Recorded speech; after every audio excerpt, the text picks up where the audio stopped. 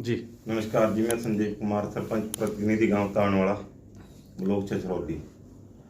सबसे पहले तो आप पत्रकार महोदय का धन्यवाद कि आपने हमारे लिए समय निकाला और हमारा इंटरव्यू के लिए आए यहाँ पे। दूसरा, गांव वालों का धन्यवाद जिन्होंने हमें मौका दिया ग्राम की सेवा करने का। और रही बात क्या सोच के इलेक्शन लड़ने की, मेरा गाँव है बहुत छोटा था, इनकम के सोर्सेज नाम मात्र हैं, 5-6 एकड़ जमीन मैक्सिमम पंचायती। आज तक इस गांव में ना ही लाइब्रेरी है, ना ही स्वास्थ्य केंद्र है, ना ही पानी की निकासी की कोई व्यवस्था है। इसके अलावा ना कोई जिम सेंटर है, ना ही स्टेडियम है। देखिए सर, हुआ क्या है कि पिछले जितने भी सरपंच रहे, मेरे गांव के पानी की निकासी एक तालाब में जाती है। उसकी रिनोवेशन होनी बहुत जरूरी थी, जिसके लिए उसकी 4 द्वारी वाटर मैनेजमेंट सिस्टम लगाना था उसमें, पर वो काम नहीं हो पाया। उसकी बजाय उसको हर साल पर मछली पालन के लिए ठेके पे दिया जाने लगा। ठीक है। और अभी मैं रिकॉर्ड चेक कर रहा था 5-4 दिन पहले, तो मैंने पाया कि 2019 में उसको अगले 7 साल के लिए पट्टे पे दे दिया गया है तालाब को। एक व्यक्ति हैं आसपास के गांव के, वो मछली पालन करते हैं, उनके नाम से छूट गया है वो 7 साल के लिए पट्टा। एवरेज 23,000 पर ईयर, और उसमें मेरे ख्याल से 7% की बढ़ोतरी करनी है पर ईयर के हिसाब से। ठीक है। पर समस्या ये है कि उससे पानी की मैनेजमेंट नहीं हो पाई। उनको तो सिर्फ ये है मछली पालन किया, बेनिफिट उठाया, निकल गए। ठीक है। और वो तालाब का पानी ओवरफ्लो हो गया, पड़ोस में जितने भी लोगों के खेत हैं उनमें घुस गया है। खेती की व्यवस्था नहीं है। अभी पड़ोस में ही गाँव है एक स्लेम पर, उनके वहाँ के किसान है, उनके खेत हैं वहाँ पे, तो 1 साल से पिछले फसल नहीं हो पा रही है खेत में।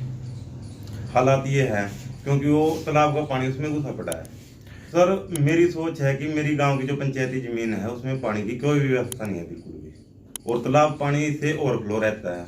मैं चाहता हूं कि कुछ मैनेजमेंट की जाए पानी की, जिससे उस पानी का की निकासी उस पंचायती जमीन में की जाए, जिससे वहां से सिंचाई का सोल्यूशन हो सके और तालाब में पानी ओवरफ्लो ना हो क्या रहा है। अगर इन चीजों पे आए, मेरे सरपंच भाई हैं, आज आंदोलनरत हैं सारे के सारे, इसी वजह से हैं कि एक टारगेट किया जा रहा है कि सरपंच करप्शन खिलाते हैं। इसलिए हम, परिस्थिति ये है कि मैं तो यही राय देना चाहूंगा सरकार को कि एक बार ये कागज पिछले 2 साल वाले खोल के देख लें, उसके बाद डिसीजन लें कि लगाम किसके ऊपर कसनी है और चोर कौन है। ठीक है। उसके बाद आप डिसाइड कर लेना।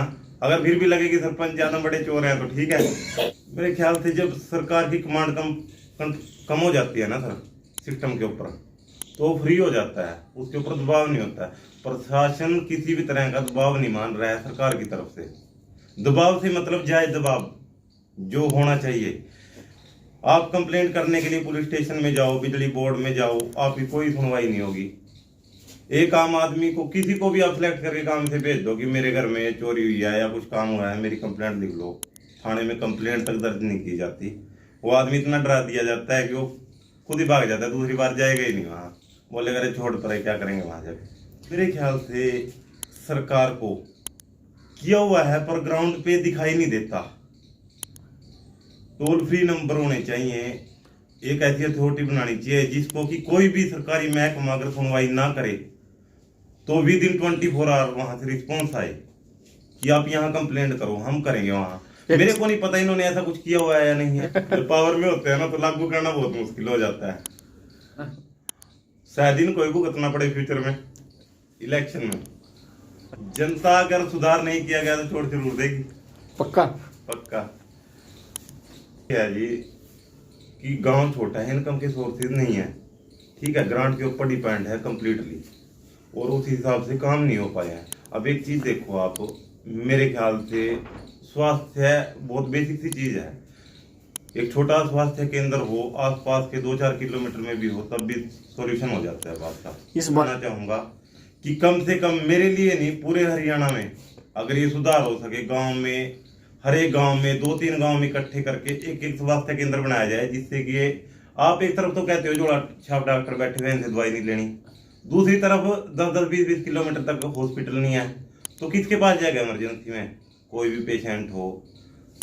तो हाँ, तो सॉल्यूशन ये होना चाहिए कि एटलीस्ट एक स्वास्थ्य केंद्र, एक पुस्तकालय, लाइब्रेरी कह लो आप, और स्पोर्ट को बढ़ावा देने के लिए और जिम्नास्टिक के लिए जिम और स्टेडियम की व्यवस्था हर गांव में होनी चाहिए। नशा मेरे गांव में इतनी बड़ी प्रॉब्लम नहीं है अभी तक तो, पर आसपास के गांव में बहुत दिक्कत है और ये पिछले 5-7 साल के अंदर ज़्यादा बढ़ा है।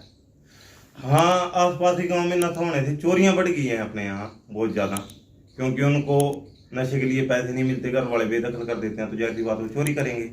अब मेरे ही गांव में पिछले 2-3 महीने में 2-3 बार चोरी हो चुकी हैं। स्ट्रीट लाइटों की, बैटरीज की, एक स्कूल बस में बैटरी थी उसकी चोरी हो गई थी, स्कूल से इन्वर्टर चोरी हो चुके हैं, तकरीबन 70-80 हज़ार रुपये का मटीरियल था।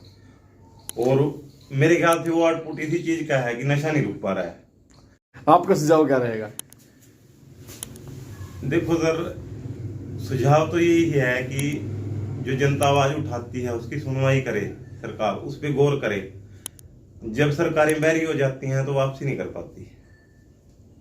जब तक कानों से सुनेंगे कि जनता क्या बोल रही है, तब तक वो वापसी करते रहेंगे। 1 बार भी करेंगे, 2 बार भी, 3 बार भी। अगर जनता परेशान हो रही है, वो चीख रही है, चिल्ला रही है और उस पर कोई रिस्पॉन्स नहीं आ रहा है, तो फिर इलेक्शन के टाइम पे जनता का रिस्पॉन्स नेगेटिव होना है। लास्ट में आप गांव वासियों को संदेश क्या देना चाहेंगे? गांव वासियों को संदेश ये है कि गांव में करप्शन होता है बड़े लेवल पे। जनता प्रतिनिधि चुनती है, प्रतिनिधि जनता को पूछना बंद कर देता है 1 महीने में, 2 महीने में, 3 महीने में। जनता को अलर्ट रहना चाहिए।